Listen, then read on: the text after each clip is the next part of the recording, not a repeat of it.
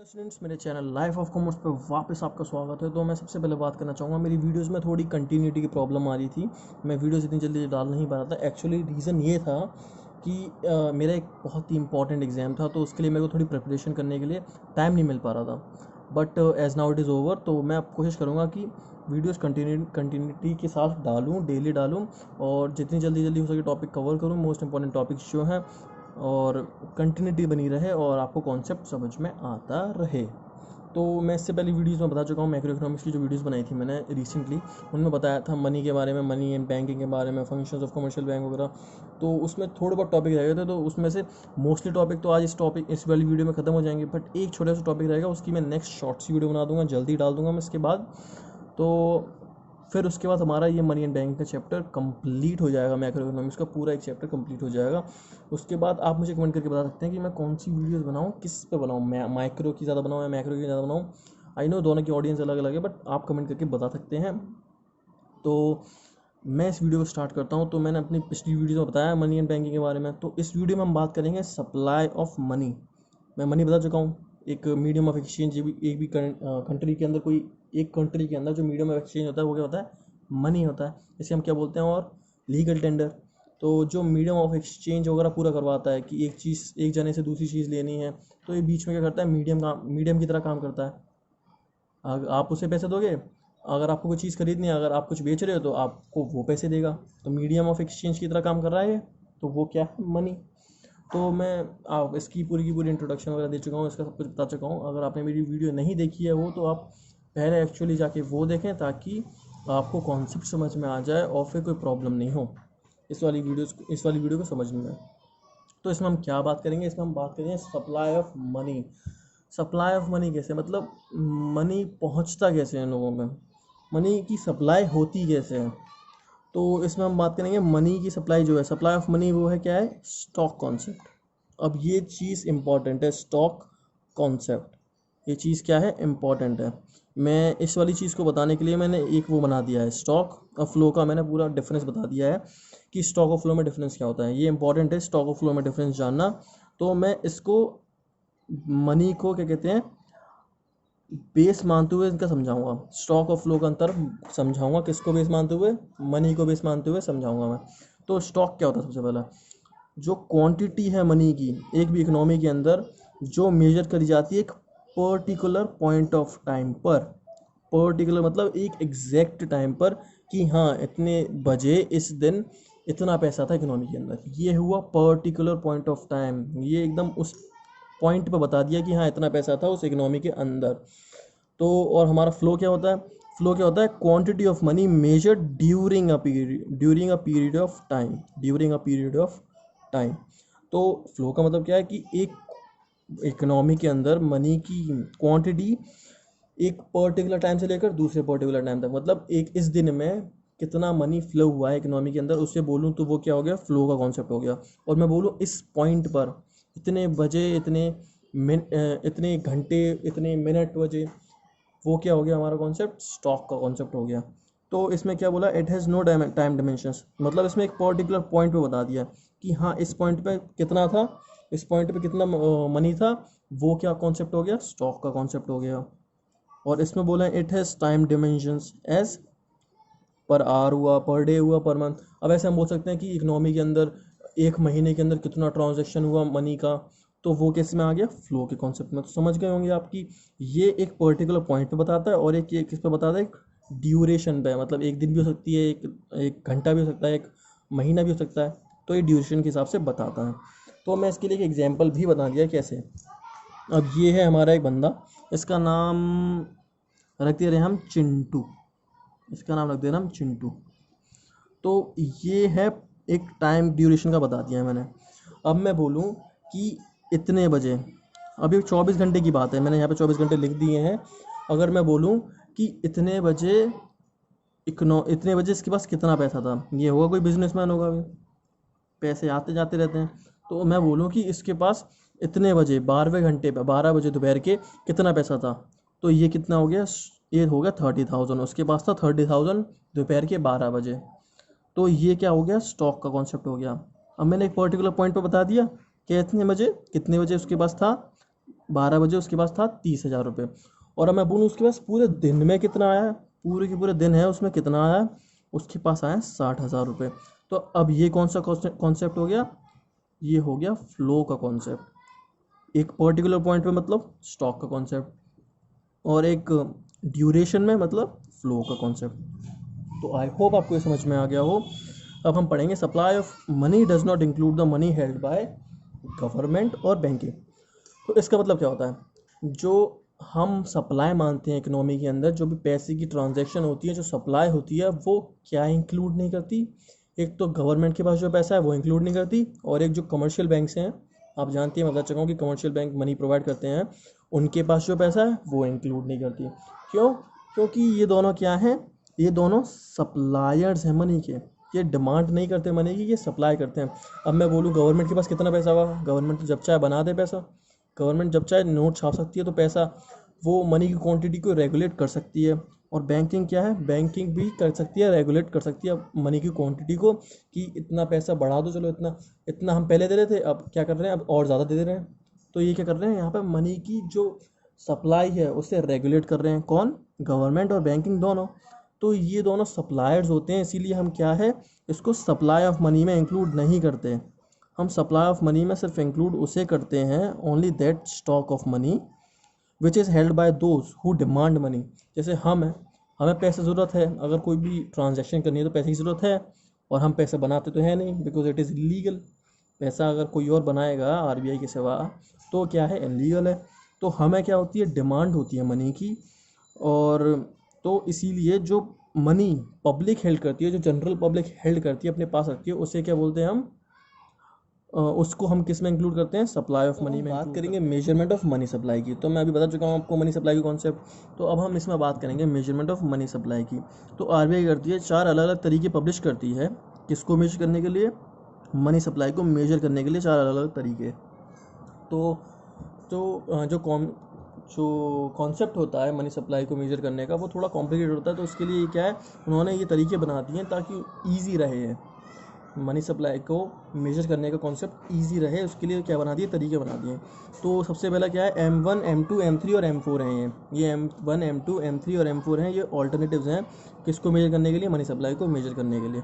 तो आपके कॉन्सेप्ट, आपके सिलेबस में M3 और M4 तो नहीं है, और मे बी M2 भी नहीं है, बट इसमें हम M1 और M2 की बात करेंगे, क्योंकि M1 तो एक्चुअली है आपके सिलेबस में और आपको ये पता भी होना चाहिए। तो M1 क्या होता है, M1 होता है CU प्लस DD। तो यहाँ पे CU क्या है, करेंसी होती है CU, नोट्स और कॉइन, जो क्या ऑन करती है, हेल्ड, पब्लिक हेल्ड करती है। तो M1 निकालने के लिए हमें क्या करना पड़ता है, एक तो करेंसी जो पब्लिक होल्ड कर रही है, नॉर्मल करेंसी, नोट्स हुए, कॉइन्स वगैरह हुए, तो जो पब्लिक होल्ड कर रही है करेंसी, उसको हमें क्या करना पड़ता है, प्लस करना पड़ता है, किसके साथ, डिमांड डिपॉजिट्स। तो यहाँ पे हम बात कर रहे हैं नेट डिमांड डिपॉजिट की। मैंने इसको कैपिटल में इसलिए लिखा है क्योंकि ये इंपॉर्टेंट पॉइंट है, net demand deposit held by commercial bank. जो नेट डिमांड डिपॉजिट है किसके पास, कमर्शियल बैंक के पास, उसे भी इंक्लूड करना पड़ता है, किसमें, हमें M1 में। तो यहाँ पे मैंने नेट क्यों बोला, नेट इसीलिए बोला कि जो डिमांड डिपॉजिट जनरल पब्लिक से लेती है कमर्शियल बैंक, सिर्फ वही इंक्लूडेड होते हैं। ये नहीं कि एक बैंक से दूसरे बैंक ने ले लिया थोड़े टाइम के लिए कि वो भी इंक्लूड कर लो, वो इंक्लूड नहीं होते हैं, बिकॉज कमर्शियल बैंक क्या है, सप्लायर ऑफ मनी है, इसलिए इंक्लूड नहीं होता सप्लाई ऑफ मनी में कमर्शियल बैंक्स के पास जो पैसा होता है वो। तो M2 क्या होता है, M1 में बता चुका हूँ, CU प्लस DD। उसमें क्या करना पड़ता है, हमें ऐड सेविंग और डिपॉजिट को ऐड करना पड़ता है, जो कि किसके पास होती है, पोस्ट ऑफिस के पास होती हैं। तो हमारा नेक्स्ट टॉपिक है मनी मल्टीप्लायर। ये बहुत बहुत बहुत इंपॉर्टेंट टॉपिक है मनी चैप्टर में से, मनी मल्टीप्लायर वाला। तो आई होप आपको ये वाला समझ में आ जाए, मैं पूरा अच्छी तरह समझाने की कोशिश करूँगा। जब भी आपको कॉन्सेप्ट समझ नहीं आता तो आप कमेंट बॉक्स में बता सकते हैं मेरे को, मैं अगली नेक्स्ट वीडियो बना दूँगा और अच्छे से इसके कॉन्सेप्ट को क्लियर करने के लिए। तो स्टार्ट करते हैं मनी मल्टीप्लायर की। तो मैं यहाँ से स्टार्ट नहीं करूँगा, यहाँ पे मैं बताऊँगा नहीं मल्टीप्लायर क्या होता है और उसका फॉर्मूला क्या होता है। हम पहले यहाँ से बात करेंगे कि मनी मल्टीप्लायर प्रोसेस है, वो प्रोसेस है जो क्या करता है, हेल्प करता है बैंक्स को, कमर्शियल बैंक्स को हेल्प करता है किस चीज़ को बनाने में, क्रेडिट या मनी, दोनों एक ही चीज़ है, सिमिलर, क्रेडिट या मनी बनाने में हेल्प करता है, which is in far excess of initial deposit. मतलब जो वो पैसा बनाते हैं इनिशियल डिपॉजिट से, वो कभी कभार इनिशियल डिपॉजिट को भी क्रॉस कर जाता है। तो वो कैसे करता है वो अब हम जानेंगे। तो सबसे पहले हम बात करते हैं अजम्पशंस, क्योंकि आप जानते हैं साइंस का साइंस तो है नहीं, तो इसमें थोड़ी बहुत अजम्पशंस तो होंगी, यूनिवर्सल फैक्ट तो नहीं होंगे, थोड़ी बहुत अजम्पशंस माननी पड़ेंगी। तो पहली अजम्पशन क्या है कि सारी पेमेंट और रिसीप्ट जो है वो किसके थ्रू हो रही हैं, बैंक के थ्रू। मतलब कैश का काम नहीं चल रहा है यहाँ पे, नो कैश का काम बिल्कुल भी नहीं चल रहा है यहाँ पर। किसके थ्रू हो रही है, सारी की सारी ट्रांजैक्शन बैंक के थ्रू ट्रांजैक्शन हो रही हैं। और दूसरा क्या है कि entire banking system is a single unit. अब इंडिया में मतलब अलग अलग तरीके के बैंक हैं, अलग अलग बैंक्स हैं, पीएनबी वीएनबी वगैरह। तो उसको अज्यूम करा गया कि सारे बैंक मिलाकर सिर्फ एक बैंक यूनिट बन गई है। मतलब अलग अलग बैंक नहीं है, सिर्फ एक बैंक है जो पूरे इंडिया में ऑपरेट कर रहा है। तो ये अजम्पशंस मानी जाती है, अज्यूम करा जाता है मनी मल्टीप्लायर को मेजर करने के लिए। तो अजम्पशन में आपको बता ही दिए। तो अब हम एक एग्जाम्पल के थ्रू देखते हैं कि मनी मल्टीप्लायर काम कैसे करता है। तो मानिए डिपॉजिट्स हैं, ये लोन है और कैश रिजर्व है। तो आप जानती हैं कि जो बैंक डिपॉजिट लेते हैं लोगों से, वो क्या करते हैं, कुछ तो अपने पास रख लेते हैं और कुछ लोन के फॉर्म में दे देते हैं ताकि उससे इंटरेस्ट जनरेट हो जाए। और रिजर्व वगैरह तब बचा के रखते हैं कि अचानक से कोई बहुत बड़े बड़े विड्रॉल आने लग गए तो उसके लिए कोई कैश की प्रॉब्लम नहीं है करो। तो इसीलिए वो रिजर्व बना के भी रखते हैं और लोन के तौर पे दे देते हैं लोगों को, ताकि क्या हो जाए, इंटरेस्ट बन पाए। तो मानिए सबसे पहले क्या थी, उसकी इनिशियल डिपॉजिट था उसके पास। सबसे पहला डिपॉजिट आया कितने का, 1 लाख रुपए का।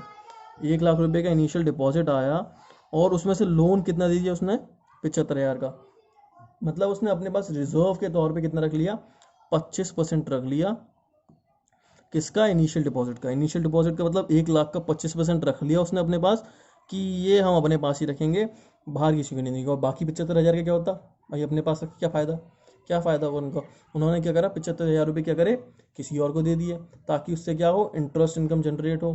तो इसलिए क्या हुआ यहाँ पे, जो 1 लाख थे उसमें से वापस उसने दे दिए जनरल पब्लिक को लोन वगैरह के तौर पर, 75,000 रुपये ना हो।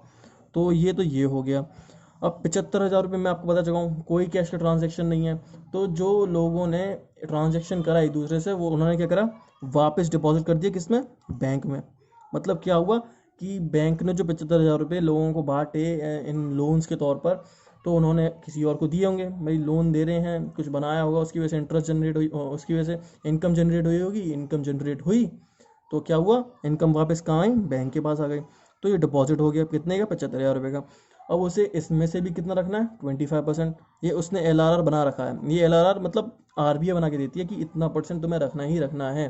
ये कमर्शियल बैंक नहीं चूज़ कर सकते हैं कितना रखना है, RBI बता के देती है कि कितना रखना है तुम्हें रिजर्व के तौर पर। तो उसने जो भी करा, जो भी डिपॉजिट्स आए उसका कितना रख लिया, 25% रख लिया। 25% कितना हो गया, 18,750 हो गया। कितने का, 75,000 रुपये का। तो उसने ये वाले जो बचे उसके पास, अब वो क्या करे, फिर से यही कर दिए, फिर से लोगों को दे दिए, फिर से लोगों को दे दिए। उनकी इनकम जनरेट हुई, इनकी इनकम जनरेट हुई तो फिर कहाँ आ गई, फिर से कहाँ आ गई हमारी उसकी उनकी इनकम बैंक में डिपॉजिट हो गई।